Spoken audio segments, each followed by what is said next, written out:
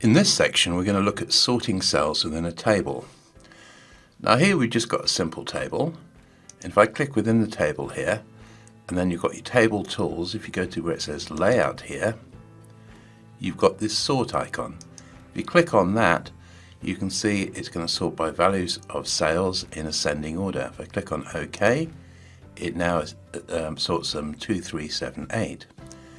If I go back there, I can change the sort direction to descending, and it'll look like so. If I want to, I could click over here and then go to where it says sort, and then we'll sort in ascending order. So now it's in alphabetical order here, east, south, north, west.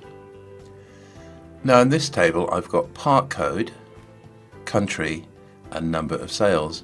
So let's say I wanted to sort this by country. I'd click within this column here.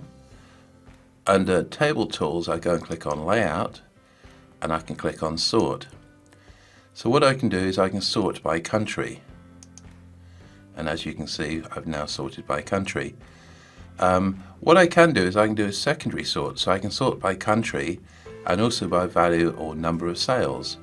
So if I go back to the sort here, I can sort primarily by country, and then I can sort by number of sales, and I can go in ascending order like that.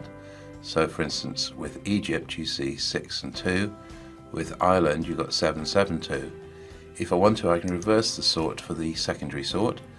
So where it says number of sales, I click in ascending order or descending order. So let's go to ascending order.